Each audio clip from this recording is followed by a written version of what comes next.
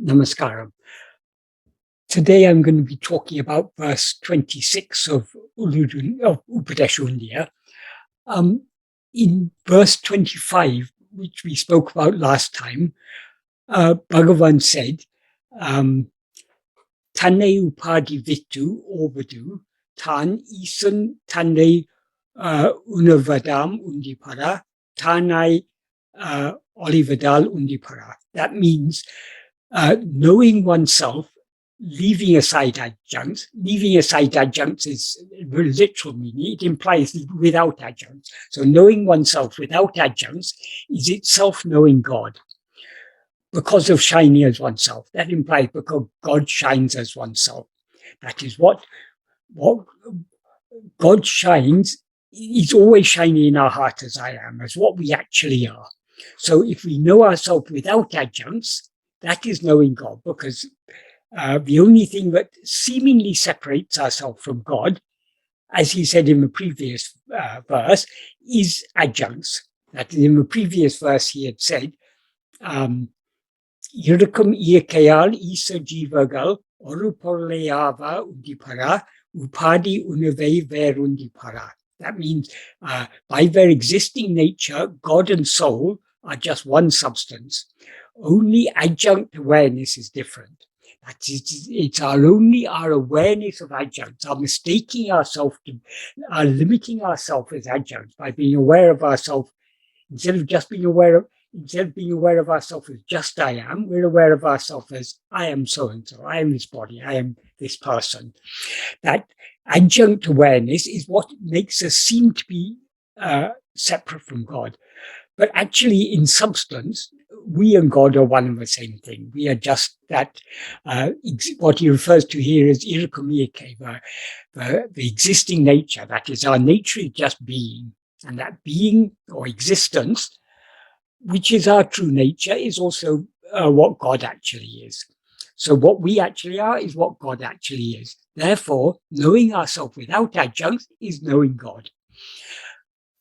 So having said that, having talked about knowing ourselves in the previous verse, in this verse, in verse 26, the verse we're talking about today, he clarifies what is meant by knowing oneself. What he says in this verse is, Tanai iritle tanne aridalam, tan irendatradal undipara, tanmaya nishte idundipara. What that means is, tanai iritle tanne aridalam.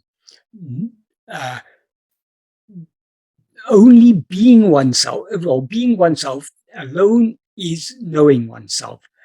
Tani rendatradal, because oneself is not two, or oneself is devoid of two. There's no two-ness. We are one. So we cannot know ourselves as an object. Knowing ourselves is not one thing knowing another thing. We know ourselves just by being ourselves, because what we actually are, as he said in verse 23, what we actually are is just awareness. In verse 23, he said, Uļḷadu Nāṛpadu, unavu verin mayin, Uļḷadu unavahum undipara, unave namai ullam undipara. What that means is, because of the non-existence of any awareness other than what is, to know what is awareness. And then he concludes by saying, awareness alone exists as we. That is, what we actually are is only awareness. So since we are awareness, we don't have to do anything to know ourselves. We can know ourselves only by being ourselves. That is, by being as we actually are, we are thereby knowing ourselves as we actually are. So this verse is a very key verse. It's a very key teaching of Bhagavan, but it's also very key in this particular text in Upadēśa Undiyār, because if we review all the verses in Upadēśa Undiyār, Bhagavan begins by talking about karma. In the first verse, he says, karma means action. In the first verse, he says, action giving fruit is by the ordainment of God.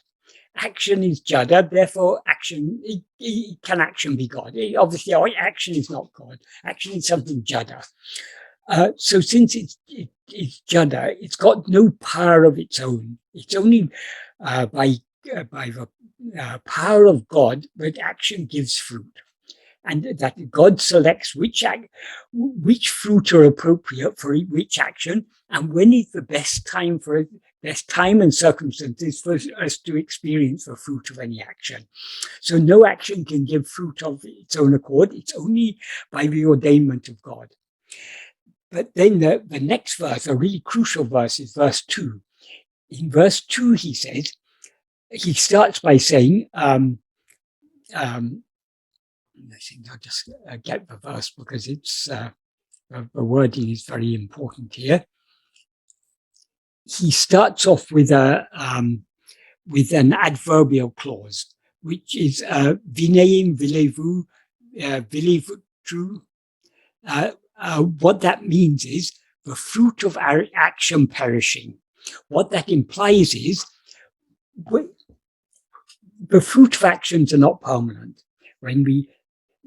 The actions we do that bear fruit are finite actions. So the fruit is also finite.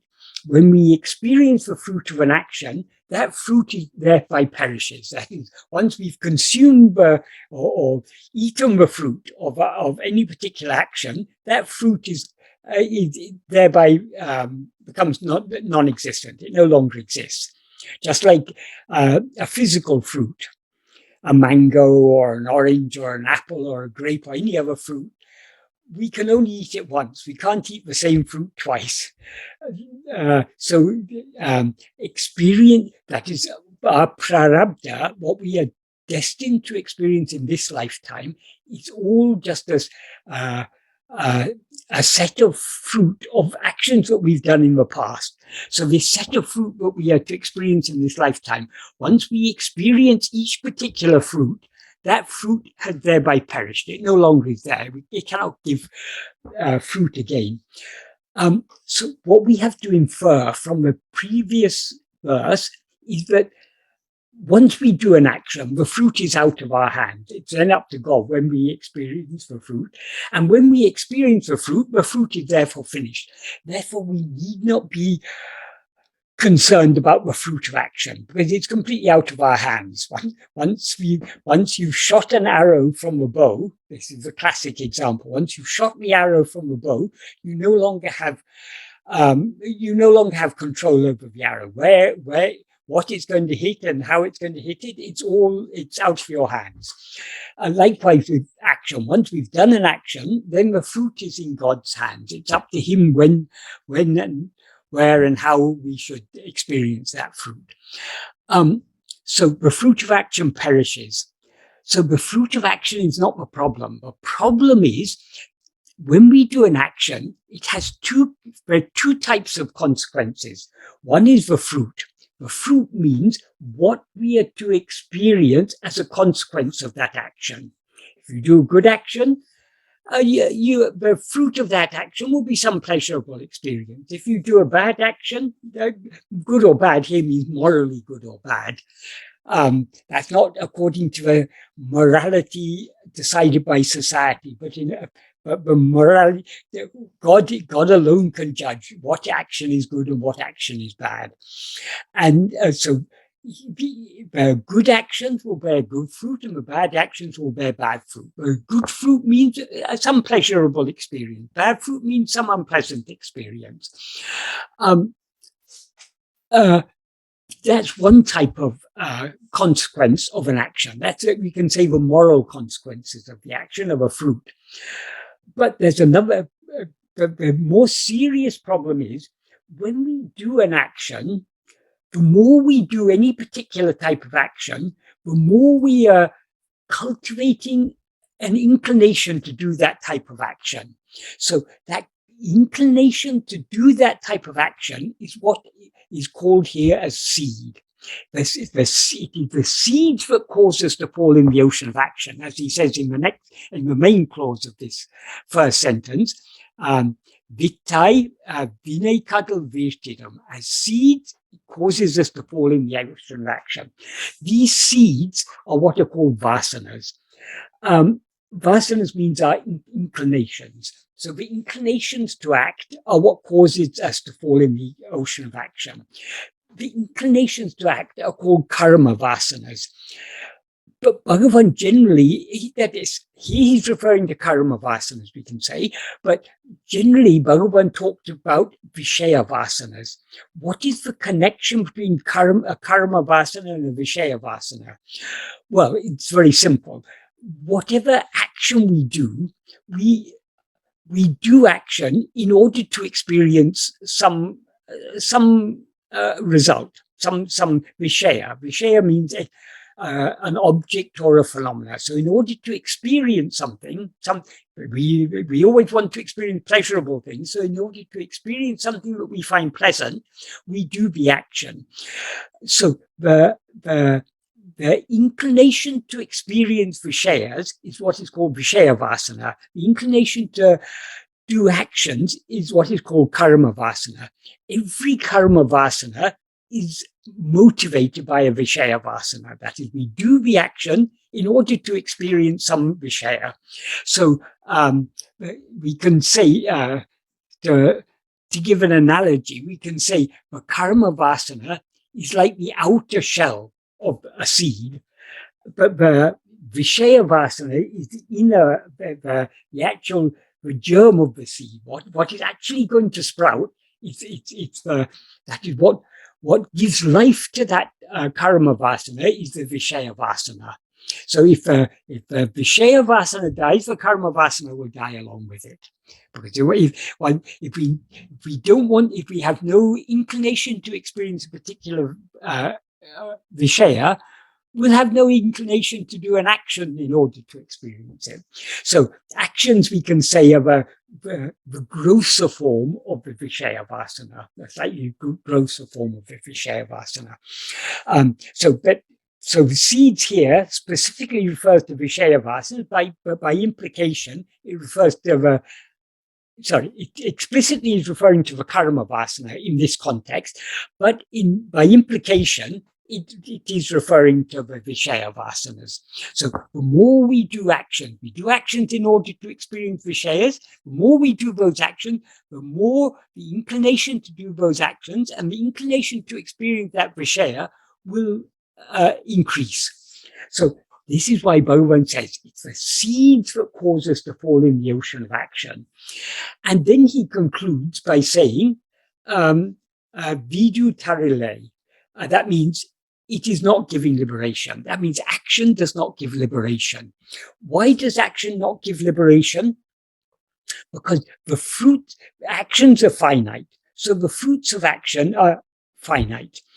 Liberation is not something finite. It is what is eternal and infinite. It is our real nature. So finite actions cannot give the infinite result of liberation. So action cannot give liberation. That's one reason. Another reason is liberation is our real nature. Our real nature is not doing, but only being. That is what we actually are, is just Sat, Chit, Ananda. Sat means pure being. Chit means pure awareness. Ananda means pure happiness. That is what we actually are. So our real nature is not doing anything, but just being. Since liberation is nothing but the annihilation of ego and thereby the attainment, so to speak. It's not really an attainment because it's always ours, but by shedding the ego, we seem to attain what we always actually are. So since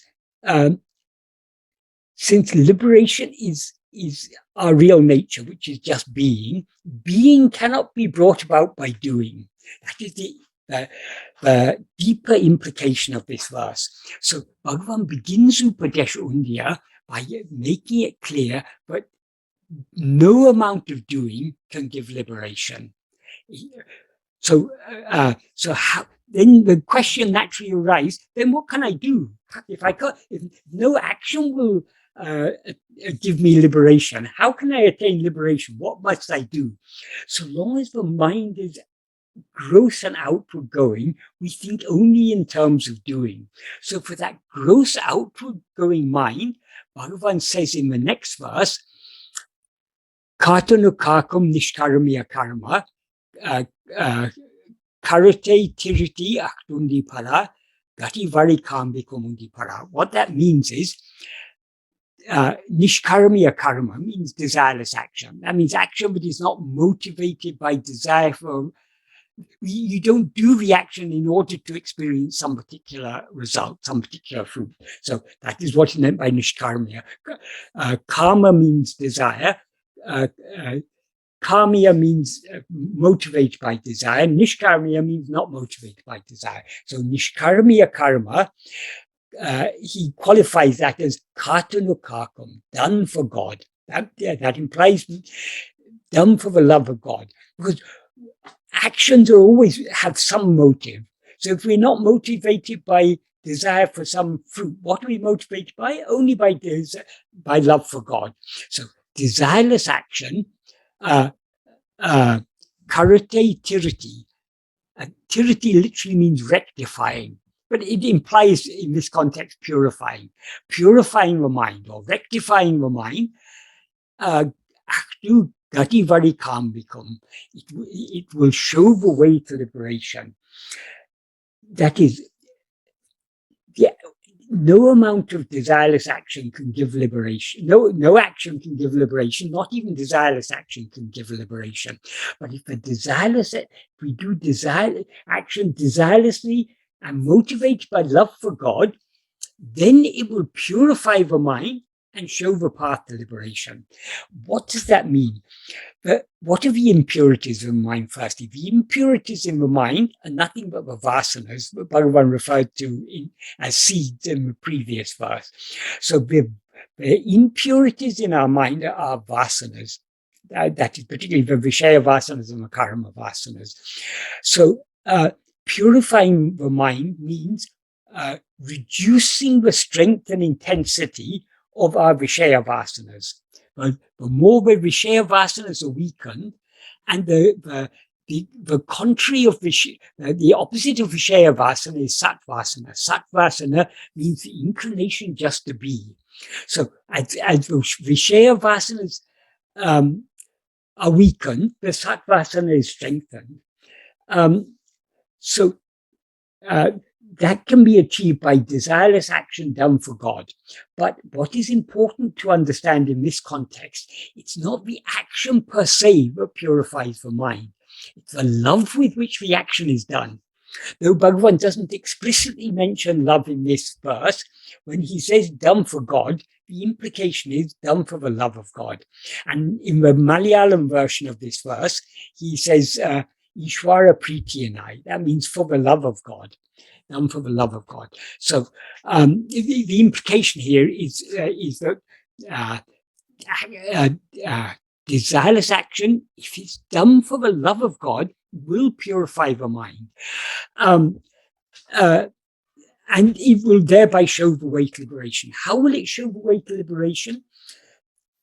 So long as our mind is full of impurities, that is, so long as the Vishaya vasanas and karma vasanas are strong, the mind will be outward going. And the outward going mind can think only in terms of doing, of action. So it's always looking for something to do.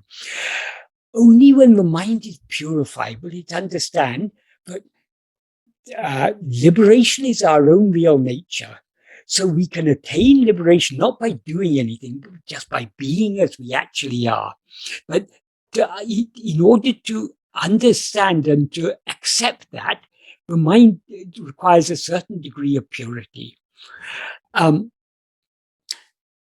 Another important point to mention here, often it is talked about 4 yogas, karma yoga, bhakti yoga, raja yoga, That means Patanjali's yoga, pranayama and so on, and jnana yoga. Jnana yoga means vichara, the path Bhagavan has taught us. And bhakti, the culmination of bhakti is surrender, which is itself jnana. So generally, karma yoga and bhakti yoga, or the path of karma and the path of bhakti, are taken to be two separate paths. Bhagavan makes it clear here it is not so. That is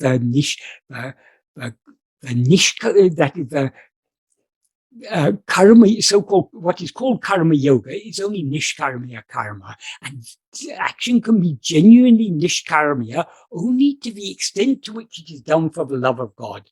So,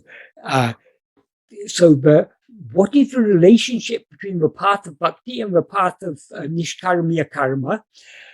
At the initial stages of the path of bhakti, we do things to express our love for God. Those actions that we do as an expression of our love for God, that is karma yoga. So he then goes on in the next verse to talk about what are the different types of action that we can do to express our love for God. And he says, this is certain. Puja, japa, and dhyana. Puja means worship. Japa means repetition. And dhyana means meditation. These three are actions of body, speech, and mind. Implication there respectively. That is, puja is an action of the body. Japa is an action of speech. Dhyana is an action of mind. And then he says, Vevu ahum ondril ondru. That implies, what that literally means is, one than one is superior.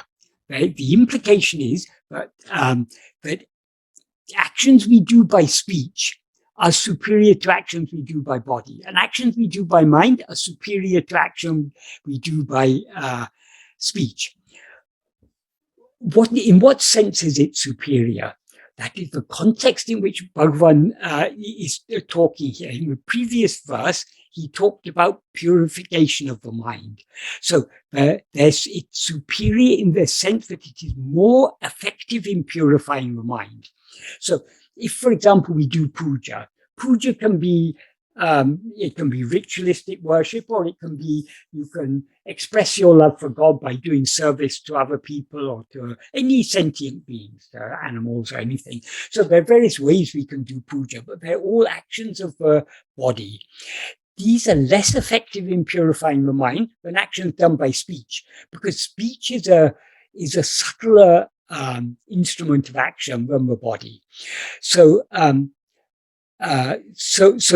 actions done by speech are more effective in purifying the mind than actions done by body. So japa is superior to puja in that sense. And actions done by the mind are superior to actions done by speech. So the most purifying of the actions done by mind. And then he goes on in the 5th verse, he describes what is worshipping God. Worshipping all the 8 forms, or worshipping, considering that all the 8 forms are forms of God, is good worship of God, good puja of God. The 8 forms means there's sometimes that is, Shiva is considered to be Ashtamurti, composed of 8 forms, and those 8 forms are 8 manifestations, and namely the 5 elements: earth, water, fire, air, and space. And the other 3 are sometimes classified slightly differently, but generally it means sun, moon, and sentient beings, jivas. So considering that any or all of these 8 forms are forms of God, worshipping them is good worship of God. So generally people take karma yoga to me, or a modern understanding of karma yoga, very superficial understanding, is that doing service to people or to animals, that is karma yoga. Yes, that is karma yoga in the sense that if you take the sentient beings, whether human or non-human, that you are serving to be God, that will purify your mind. So if you're helping people or animals with the attitude that with the idea that they are forms of God, that will purify your mind. But that's less effective than japa, as he implied in the previous verse. Then in verse 6, he goes on to talk about japa. And he says, rather than praising, that means rather than singing stotras, doing japa in a loud voice is better. Rather than doing japa in a loud voice, doing japa within the mouth. That means softly doing the japa within the mouth. And better than doing within the mouth is doing it by mind. Doing japa by mental japa, like manasika japa, that is called dhyana. That is called meditation. So that is what Bhagavan is pointing out. Is the subtler and subtler an action is, the more effective it is in purifying the mind. Then in verse 7, he talks about dhyana, the last of the actions that we can do, the action that we do by mind. And there he says, rather than meditating interruptedly, meditating uninterruptedly, like a river or the falling of ghee, is superior to meditate. That is why this is so. If you have love for God, and you're meditating on God, because of the strength of your love, you'll be able to keep your mind fixed on God. But if your mind is often distracted by thoughts about other things, that means you're more interested in those other things than you are in God. So the steadiness and constancy of the meditation is an indication of the degree of love that we have for God. Here, meditating means meditating on God, meditating on a name or form of God. So these are all actions. So long as we take God to be something other than ourselves, when we meditate on Him, we can only if God is something other than ourselves, He's then a name and form. So meditating on a name and form of God is still an action, because it entails a movement of our attention away from ourselves towards other things. So up to verse 7, Bhagavan has been talking about action. And he said that by doing the action without desire but with love for God, that will purify the mind and show the way to liberation. But if the way to liberation is not an action, then what is it? That is made clear by Bhagavan in the next two verses. What he says in verse 8 is, this is where the bhakti marga merges into jnana marga. He says, rather than anya bhava, certainly ananya bhava, in which he is I, is the best among all. Anya bhava, anya means what is other. So in this context, anya bhava means meditating on God as something other than ourselves. So better than meditating on God as something other than ourselves, ananya bhava, that means ananya means what is not other. So meditating on God as not other than oneself is the best among all. And then he further clarifies what he means by ananya bhava by saying, avanaham ahum ananya bhava. That means ananya bhava in which he is I. That is, when we recognize, when we are willing to accept that God is that which is shining in our heart as I. What is the best way to meditate on God? Only to meditate on I. That is, to meditate on ourselves. So meditating on ourselves is what is meant by ananya bhava. In other words, it is Atma-vichara. It is self-investigation. And that Bhagavan says it is the best among all. In what sense is it best? In the context, he's been talking about each practice being superior to the previous practice. It is the best among all in the sense that it is the most purifying of all actions. That's what he is meant in this context. So the best among all here can mean all types of action. It can mean all practices of bhakti. It can mean any sport among all spiritual practices. meditating on nothing other than oneself, that is the best. That is the most effective means to purify the mind. Not only, he doesn't say it here, but we can understand from what he's taught us elsewhere, not only is self-attentiveness or ananya bhava the most effective means to purify the mind, it is also the only means by which we can eradicate the root of all impurities. The impurities of the vasanas. Whose vasanas are they? They're only my vasanas. That me who has vasanas is ego. So ego is the root of all vasanas. So the purification of the mind can be complete only when ego is eradicated, because only when ego is eradicated will all its vasanas be eradicated. Until then, we can weaken our Vishaya vasanas and strengthen our Sat vasana, but we cannot eradicate all vasanas without eradicating ego, because ego is the root of all vasanas. And it's the very nature of ego to have Vishaya vasanas. So though we can reduce the extent or the strength of the Vishaya vasanas, we cannot eradicate them entirely without eradicating ego. So this ananya bhava, self-attentiveness, is the only means, it's the most effective means to weaken the Vishaya vasanas, and it's the only means to eradicate their root, namely ego. As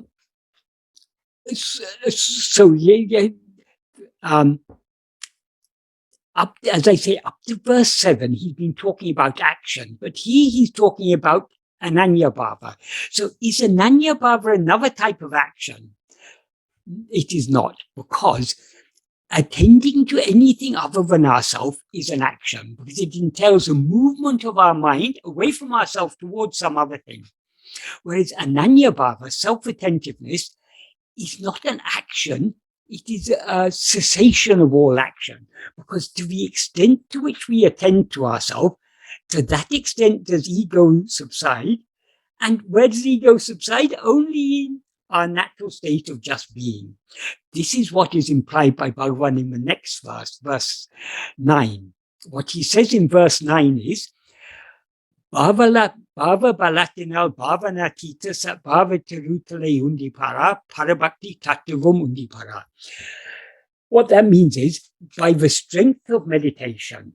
What is the meditation he's referring to here? It's the meditation he talked about in the previous verse, namely ananya bhava. In other words, what he refers to here as bhava is ananya bhava, which means self-attentiveness. So by the strength of self-attentiveness, being in Sat-bhava means the state of being. So by the strength of that self-attentiveness, being in Sat-bhava, which is bhavanatita. Bhavanatita means it transcends all bhavana. Bhavana means meditation in the sense of thinking, imagining, or that meditating on anything other than ourselves is a bhavana, in the sense in which Bhagavan is using the term bhavana here. So being in that state of Sat-bhava, of just being, it transcends all bhavana. In other words, it transcends all mental activity, and that alone, or that certainly, is parabhakti tattva. That is the nature of supreme devotion. That is what supreme devotion actually is. So, and when we attend to ourselves so keenly that we remain in the state of Sat-bhava, that is, we remain in the state of Sat-bhava only to the extent that ego subsides. And ego subsides only to the extent that we are self-attentive. And the subsidence of ego is what is otherwise called surrender. So being in Sat-bhava is giving ourselves to God. It's complete surrender to God. That's why Bhagavan says it is parabhakti tattva. It is the very nature of supreme devotion. So the greatest devotion is not to attend to any name or form of God, only to attend to the reality of God, which is that which is shining in our heart as I. And by clinging to I, we thereby bring about a subsidence of ego or mind, and we remain in Sat-bhava, the state of being. So here we can see in these 9 verses, Bhagavan is slowly leading us from action to being. As I said earlier, being is our true nature. Our real nature, Atma-swarupa or Brahman or whatever we call it, its nature is not doing. Its nature is just being. So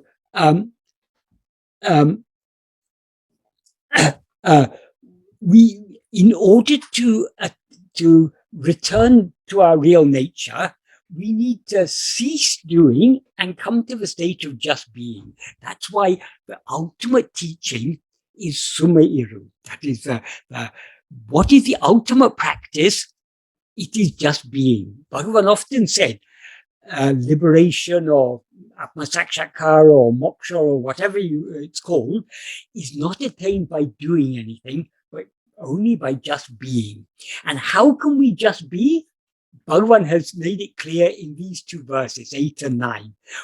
It's only by the strength of, by the bhava balam, that is the strength of meditation. Here, as I say, the strength of meditation means the strength of self-meditation, meditating on ourselves. So it's only by the strength, the intensity, firmness, and stability of our self-attentiveness that we can just be. We can remain in the state of just being. And that state of just being, that is the supreme devotion. That is what Bhagavan referred to in verse 2 when he said, it will show the way to liberation. The way to liberation is not doing, but just being. So one of the central themes running throughout Upadēśa Undiyār is it is not by doing anything, but only by being that we can know what we actually are. And then in verse 10, he wraps up he summarizes the previous 9 verses and also the subsequent verses by saying, Udita ijatil odungi irital adu karamum bhaktiyum undipara adu yoga jnanamum undipara. What that means is, udita ijatil, in the place of rising, that is in the place from which we rise as ego. From where do we rise as ego? Only from Brahman, only from Atma-swarupa, only from what we actually are, from our real nature, we rise as ego. So that our real nature, that pure awareness I am, that is the place of rising. Odungi means subsiding. Irital means being. Irital is a verbal noun. Odungi is an adverbial participle. So it implies subsidingly being, or we can say subsiding, or in other words, subsiding and being in the place from which we rose. In other words, just being in our real nature, as Brahman, as being in the place from which we rose, means being as we actually are. That is the pinnacle of the culmination of karma and bhakti, of yoga and jnana. So all these 4 paths, we are achieving the aim of all these 4 paths just by being so keenly self-attentive, but we thereby subside and remain in the place from which we rose. So this is the main aim of Bhagavan teachings, and particularly in Upadēśa Undiyār. Bhagavan is what the central message of Upadēśa Undiyār. It's not by doing, only by being that we can know what we actually are. So Bhagavan has in a very subtle manner, he has made this clear in these first 10 verses. And then verses 11 to 15, that's about the path of yoga. That also, Bhagavan says in verse 14, he makes it clear, to bring about the destruction of the mind, it is necessary to send the mind on all worry. All worry, all can mean one, but in this context, the primary meaning of all is a verb that means to investigate or to know. So ourvari is a path of investigation. In other words, it implies the path of self-investigation. So it's only by sending the mind on the path of self-investigation, that normally the mind is going outwards. We have to send that mind back within on this path of self-investigation. Only when we do so will its form, will the mind die, will the form of the mind die. And then in verse 15, when he talks about that state in which the mind has died, he says, Manavuru Maya, Manavuru Maya, Mannam Yogi, Tanako Sayalile Undipara, Tanil Sandana Undipara. Here again, Bhagavan has given us some very nice clues. He said, Manavuru, that means the form of the mind, Maya, here is a, in Tamil there's a verb, actually he used the verb in verse 13 also, I think. Yes, if its form dies, it will not rise. That implies if it's in nasa, if the mind's in nasa, it will not rise again. That's in verse 13. He said, the dissolution of mind is of two kinds, laya and nasa. Laya is temporary dissolution. Nasa is destruction or permanent dissolution. And then he says what is lying down in laya will rise. So whenever the mind subsides in laya, sooner or later it will rise again. If its form dies in nasa, it will not rise. So the verb he uses here for die is mindu. So my means to die. So here when he says Manavuru Maya, it means when the form of the mind dies, or when the form of the mind is annihilated. My yogi Tanaku, for the great yogi, also Ne Mannam Ma yogi Tanaku, for the great yogi who Mannam means to remain permanently or to be permanently, may at the reality. There is not a single there's not a single action or doing. Taniyil Sandanan, he's attained his nature. What that means is when the mind has died by means of self-investigation, by means of self-attentiveness, for the great yogi who thereby remains as the reality, Mannam means being permanent. So that's conveys the sense of being. There's not a single doing. That is, there's nothing to be done. There's that all doing comes to an end when we subside in our real state of just being. So Bhagavan again is emphasizing here, the path is not doing, but only being. And in the goal is only being, not doing. So Bhagavan, the whole message of Upadēśa Undiyār is emphasizing that we need to be, it's not what we do, it's by just being. And how to just be? Only by self-attentiveness. Then in verse 16 onwards, he starts talking more about this, how to bring about the subsidence of the mind only by investigating it. How to bring about the permanent dissolution of mind only by investigating it. So he expounds that path of self-investigation more from verses 16 onwards. In verse 16, he says, leaving external objects, the mind knowing its own form of light alone is real awareness. Leaving external objects means not allowing our mind to go out towards anything else. When we allow our mind to go out towards anything else, the movement of our attention away from ourselves towards other things is action. So if we're not allowing the mind to go outwards, but we're using mind only to know our own form of light means that fundamental awareness I am.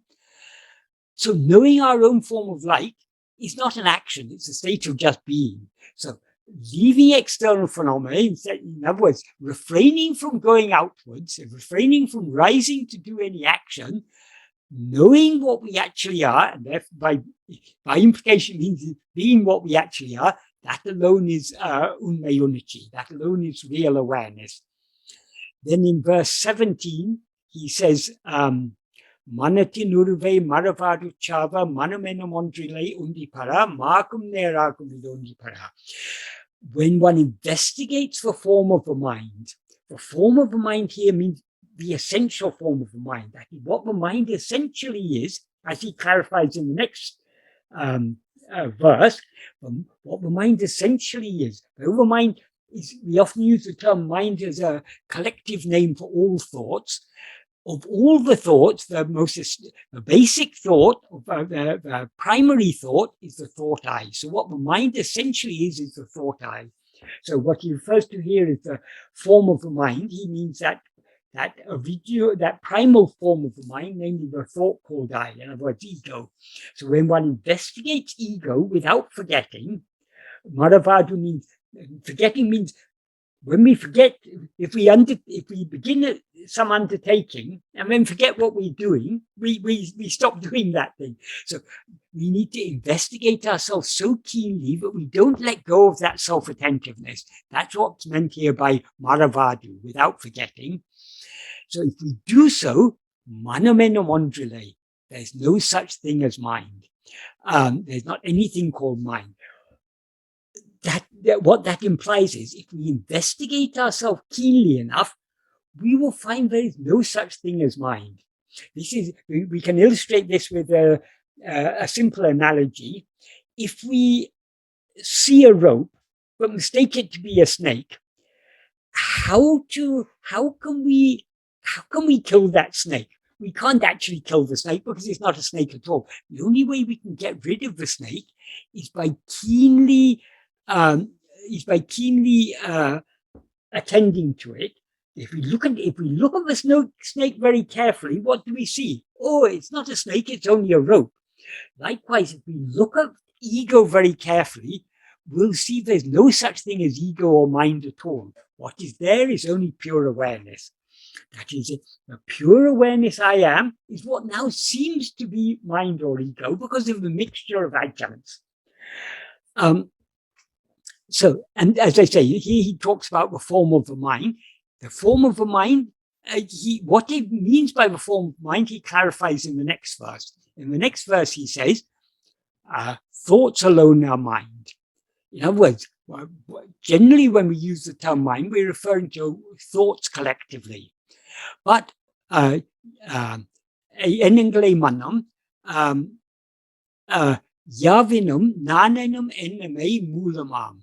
Yanam manam mulamam undipara, yanam manam ennal undipara. So thoughts alone are mind, of all, meaning of all thoughts, nanenum enname mulamam. The thought called I is the root. What he describes here as the thought called I is ego. So why is ego the root? Why is the thought called I the root? Because all other thoughts are jada. They're not endowed with awareness. They're not aware of their own existence. They're not aware of the existence of anything else. They are objects. They are vishayas. What is aware of all objects is only the subject. The subject is ego, the thought called I. So of all the thoughts, the root thought is ego, because it's only in the view of ego that all other thoughts seem to exist. When we don't rise as ego in sleep, no other thoughts exist. When we rise as ego in waking and dream, in our view, so many other thoughts exist. And what Bhagavan means by thought is not just verbal thoughts or mental chatter. Bhagavan uses the term thought to include all phenomena, because according to Bhagavan, all phenomena are mental phenomena. So the term thought means mental phenomena of all kinds. So that's thoughts, feelings, perceptions, memories, likes, dislikes, desires. Everything is all thoughts. So all these thoughts, and because perceptions are only thoughts, only mental phenomena, the whole world is nothing but thoughts, according to Bhagavan, as he says in Nāṉ Ār, in the fourth paragraph of Nāṉ Ār, and again he repeats it in the 14th paragraph of Nāṉ Ār. So the world is nothing but thoughts. Why? Because what we call the world, as he says in verse 6 of Uḷḷadu Nāṛpadu, the world is nothing but the 5 kinds of sense perception. That is sight, sounds, tactile sensations, tastes and smells. If you take away these, where is there any world? The world is nothing but these 5 kinds of sense perception. And these 5 kinds of sense perception are nothing but mental phenomena. It's sights are, it's in the mind that we perceive sights and sounds and so on. So it's all mental. Therefore, when Bhagavan talks about thoughts, he's talking about, he's referring to phenomena of all kinds whatsoever. And the root of all phenomena is only ego, because it's only in the view of ego that all other thoughts seem to exist. So he concludes this verse by saying, Manamenal Yanam. He says, Yanam Manamenal. Yan means I, is, Manam is mind, and Enal means saying, but he uses Enal here in the sense of Embadu. What is called mind is I. In other words, what the mind essentially is just ego, the root thought called I. So when we have to investigate the form of the mind, it is this ego, this I that we have to investigate. What is this ego? It's nothing but it's nothing but an adjunct mixed form of self-awareness. Instead of being aware of ourselves as just I am, we're aware of ourselves as I am Michael, or I am Kumar, or I am whoever. That Michael or Kumar, that is a name given to a body. So we are referring to ourselves as a body or as a person. Because we now mistake ourselves to be a body. We now feel I'm sitting here, I'm seeing, I'm hearing, I'm thinking about what's being said. We are identifying ourselves with these 5 sheaths: body, life, mind, intellect, and will. These 5 sheaths is what we take to be ourselves. So long as we take these to be ourselves, we're not aware of ourselves as we actually are. So what the ego is nothing but this adjunct mixed awareness. What is real in ego is only the fundamental awareness I am. So when we investigate the nature of ego, it is the I am portion of ego. As Bhagavan says, it's been recorded in Maharsha's Gospel. In one place, Bhagavan says, when you invest in your investigation into the source of the aham-vritti, it is the essential chit aspect of the mind you're investigating. Because what is the source of aham-vritti? Aham-vritti is just another term, another name for the thought called I, or ego. What is the source of ego? Only our real nature. That is only that Satchit is the source. So when Bhagavan says, when you're investigating the source, it's the essential chit aspect of ego that we are investigating. So it's not the adjunct portion. It's what are those adjuncts mixed up with? Only with that fundamental awareness I am. That is what we need to investigate. So all these verses are clarifying what is this path of investigation.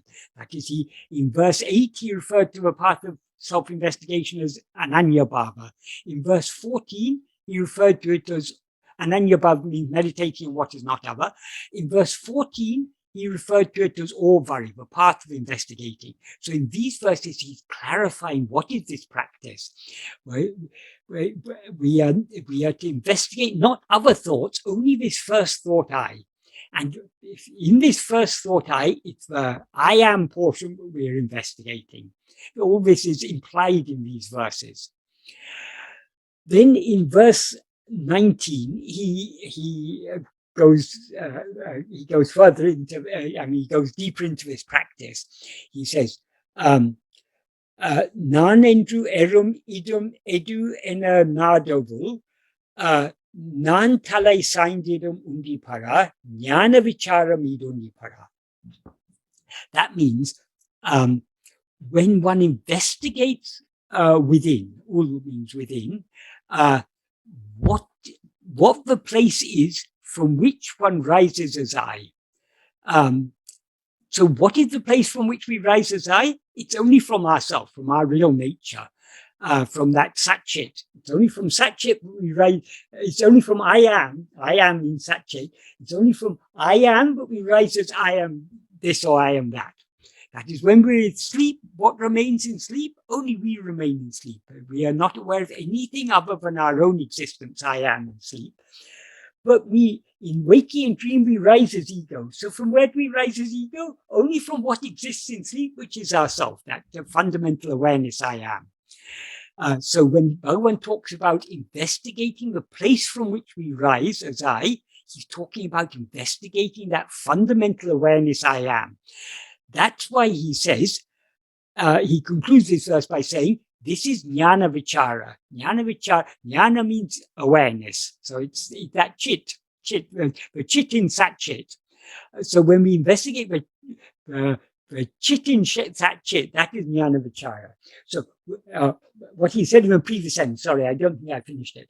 When one investigates within, what is the place from which one rises as I, Nāṉ Ār. That literally means I will bend its head. That's an idiomatic way of saying I will die. Like in English, we've got various idioms. We talk about, we say, or we talk about someone kicking the bucket. Kicking the bucket, whenever we say kicking the bucket, it means they passed away. Or sometimes even more colloquial, they say, oh, he's croaked. That means he's breathed his last. So there are so many, in all languages, there are colloquial ways of talking about dying. A colloquial way of talking about dying in Tamil is to say Thalai Saindidam. So Bhagavan uses this very, in this, because of the poetry, he uses this very colloquial term to talk about the Nāṉ Ār Saindidam. That means I will die. Literally, it means I will bend its head, but it implies I will die. So how will I die? Only when we investigate the place from which I has risen. What is the place from which I has risen? Only ourself, that fundamental awareness I am. And this is Jnana-vichara. This is investigating that awareness that we actually are, this Atma-vichara. Jnana-vichara, Atma-vichara, they're synonyms. Because jnana is what we actually are. Jnana means pure awareness. Then in verse 20, he says, in the place where I emerge, I'll read in Tamil, Nān Ondru Tānatu, Nāna Endru Ondru, Tāna Uڵḷadu, Tāna Hatondrume Undipara, Tāna Adu Pundramam Undipara. In the place where I emerges, the I emerges is ego, in the place where I emerges, that the one appears spontaneously as Nān, I am I. Adu Tānadu Pundramam, that means Adu Tam Pundramam. That itself is the whole.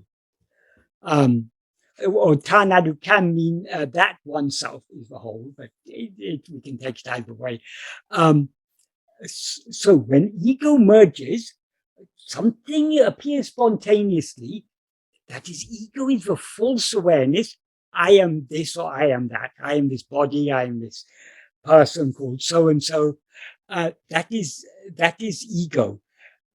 That is a false identity. That is not our real identity. What is our real identity? Our real identity is only I. So Bhagavan expresses our real identity by saying, Nān, I am I. That implies I'm nothing other than I. I'm only I.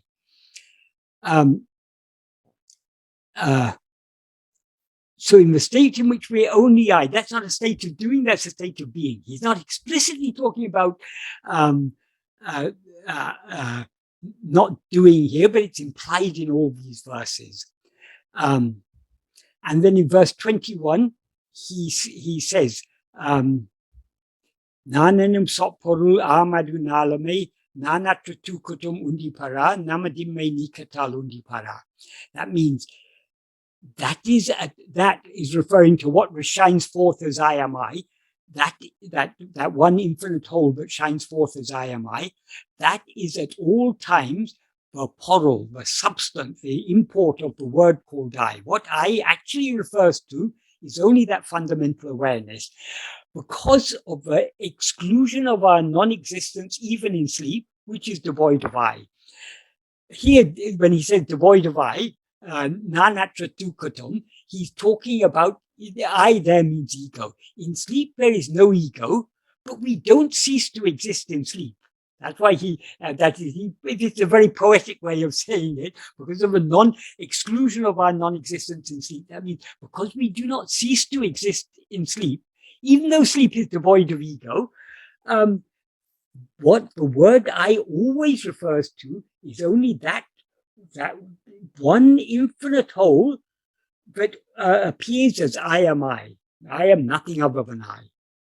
That is the true import of the word I. In other words, I refers only to I and not to anything other than I. And then in the next verse, he says, verse 22, since body, mind, intellect, life, and darkness. In other words, since all the five she's are jada and asat. Jada means they're not aware. And asat means they don't exist, they're unreal.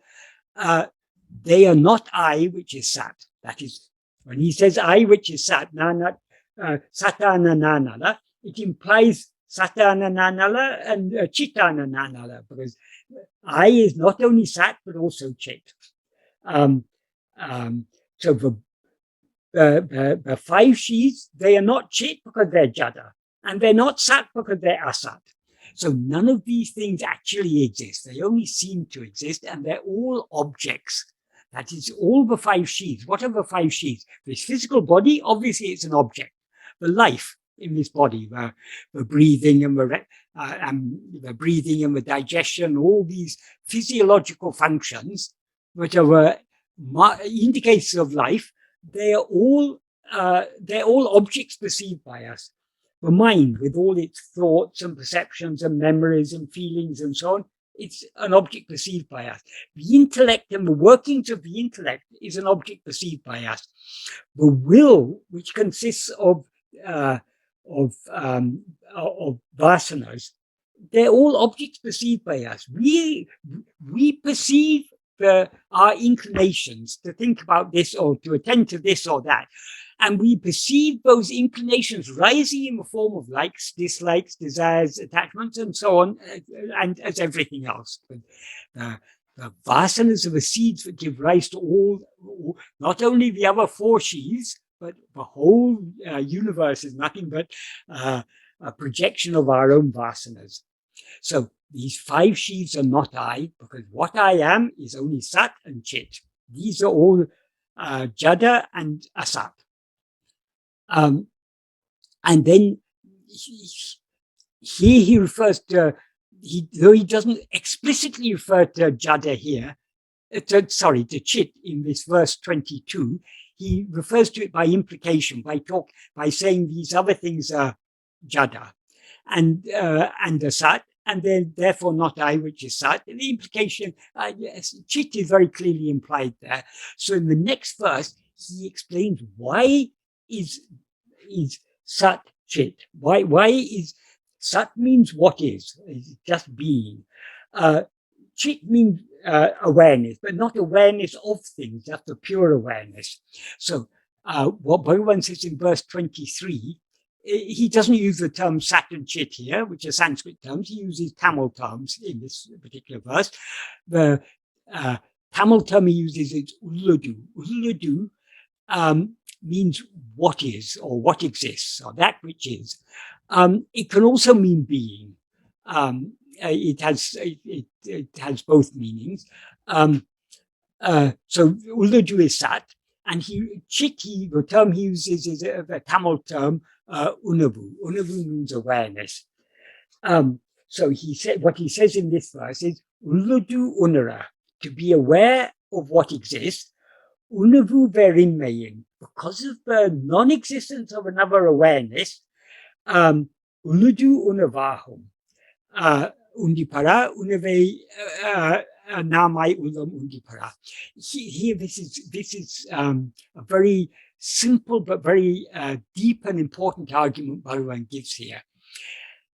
That is, to know what exists, there's no awareness other than what exists to know it. Because if what knows what exists was something other than what exists, it would be non-existent. So the very fact that we are aware of existence, of being, we are aware of our own existence as I am, shows that that sat and chit, being and awareness, are not two different things. Because if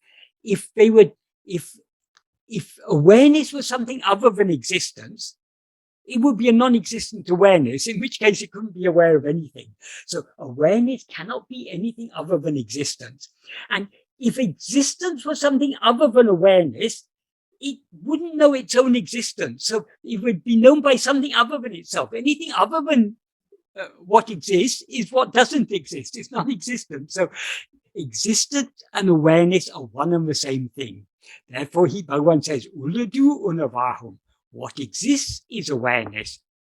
And what is that awareness that exists? Unave Nāmai Ulam. Awareness is ourself. So we are not only awareness, we are also what exists. In other words, we are being. We are existence itself. We are awareness itself and existence itself. So our real nature is not doing, but only being. So all these implications are there. And then in verse 24, he talks about irukam in their nature as being, in their being nature, in their existing nature, Isa jivagal oruporle ava undipara upadi unave verundipara. By existing nature, God and soul are just one substance. That means in their essential nature, which is just being, and by implication, knowing, because Sat and Chit are one and the same, God and soul are just one substance. What is that one substance? Sat Chit. Irupunavu, that is the being that is awareness of the awareness that is being. So that is what God and soul, they're both just that one substance. What makes them seem different, upadi unave veru. Only the adjunct awareness is what makes them seem different. So only because of our awareness of ourselves that I am this or I am that, that's what makes us seem to be different from God. If we were aware of ourselves as just I am, then we would be aware of ourselves as God. And then verse 25, he says, therefore, since it's adjunct that makes us seem different from God, that seemingly separates us from God, he therefore says, knowing oneself, tanne upadi vitu ovadu tan, tan isan, tanne unavadam undipara, tanai olivadal undipara. Knowing oneself, leaving aside adjuncts, is itself knowing God, because God shines as oneself. And then we come to verse 26, where he wraps up all that he summarizes all that he said before. So how come, that is, in order to attain liberation, we can't attain liberation by doing any action. We can attain liberation only by knowing ourselves. But how to know ourselves? Only by being ourselves. So, tanai iritale, tanai aridlam. Being oneself alone is knowing oneself. Tane ren datradal undipara. Because self is devoid of two. They're not two selves. There's not one I to know another I, one self to know another self. There's only, we are one. So we can know ourselves only by being ourselves. And what one thing are we? We are awareness. That awareness, which is what actually exists. In other words, that awareness of being. That awareness of being is what we are aware, is what we refer to as I am. Our awareness of our own existence. That is what I am refers to. So I am refers to Sat Chit. That is what we actually are. So it's only by being what we actually are, by being Sat Chit, that we can know Sat Chit. So tanai iritale, tanai aridlam. So this is summarizing the whole message of Upadēśa Undiyār. And the whole import of Bhagavan's teachings is not by doing anything that we can attain liberation, only by being as we actually are. And in order to be as we actually are, we need to know ourselves as we actually are, because being ourselves is knowing ourselves. Therefore, knowing ourselves is being ourselves. I mean, we can take it both ways. So knowing ourselves as we actually are is being as we actually are. How to be as we actually are? Only by turning our attention within. Because so long as we're aware of anything other than ourselves, we have risen as ego. Because what is aware of other things is only ego. Our real nature is pure awareness, which is awareness that is not aware of anything other than itself. So only by being aware of nothing other than ourselves can we be as we actually are. That's what Bhagavan implied in verse 8 and 9 of Upadēśa Undiyār, which I talked about earlier. In verse 8, he talks about ananya bhava, meditating on what is not other, meaning meditating on oneself. In verse 9, he says, by the strength of that bhava, by the strength of that self-attentiveness, being in sat bhava, being in one's true being, that is the essence or the import of the reality of pure awareness, of parabhakti, of supreme love, supreme bhakti. So all these verses, if we understand this common thread running throughout them, they're all tied together so neatly and so perfectly. And Bhagavan concludes this verse by saying, Tanmaya Nishte Idundipara. Nishte, well, in Tamil it's Nite, but that Nite is a Tamil form of the Sanskrit term Nishta. Nishta means, literally it means standing or being steady or being steadfast. In other words, it's often translated as abidance. Tanmaya, Tanmaya means Tatmaya. Tat is a Sanskrit term that means that. It's referring to Brahman. Maya, Tanmaya means, literally means composed of that, consisting of that. So, Tanmaya Nisha means being only that, being nothing but Brahman. We are always only Brahman, but when we rise as ego, we seem to be Brahman plus adjuncts. So being just as Brahman, there's nothing, shedding all the adjuncts and just being as we actually are, that is what is meant by Tanmaya Nishta. Some people misinterpret, this isn't a serious misinterpretation, but it is actually incorrect. Some people take Tanmaya, because in Tamil, Tan means oneself. Tan is the inflectional base of Tan. That is, when Tan takes case endings, as in Tanne, for example, the base of the inflected forms of Tan is Tan. So some people take Tanmaya to mean composed of oneself. In other words, they take it to be the Tan as referring to oneself. We are self-tat, that is Tattvamasi, we are that, but grammatically, that is, to understand it correctly, this Tanmaya is a Sanskrit term. In Sanskrit, Tanmaya means composed of that. It's consisting only of that. It's referring to, Tat refers to Brahman. So it's here, we shouldn't take this Tan to be the Tamil Tan, it's the Sanskrit word Tat. Because Tanmaya is a very common term, and it always refers only to being as Brahman, being of the nature of Brahman. Maya here means consisting, that is the suffix Maya, as in, for example, in the koshas. Annamaya kosha means a kosha consisting of food. Pranamaya kosha, the sheath consisting of life. Manamaya kosha, the kosha consisting of mind. Vijnanamaya kosha, the kosha consisting of intellect. Anandamaya kosha, the kosha consisting of happiness. So Maya, that suffix Maya means composed of or consisting of that. composed of that. So Tanmaya Nishta means being as Brahman, abiding as Brahman. So being ourself is not only knowing ourself, it's also abiding as Brahman. And it's knowing God also, because God is nothing other than Brahman. So long as we see ourselves as something separate from Brahman, God seems to be something separate from ourselves. But when we know ourselves as we actually are, we thereby recognize that we and God are nothing but Brahman. So that's why Bhagavan says, Tanmaya Nishta. So I've gone through all the verses of Upadēśa Undiyār today. The next verse, he talks about awareness. He's not specifically talking about being. 28, he's talking about, in verse 28, very clearly he's talking about being. When one knows the nature of what the nature of oneself is, then Anadi, Ananta, Akanda, Sat, Chit, Ananda. So Sat, Chit, Ananda is not a doing, it's just Sat, being. So it's beginningless being,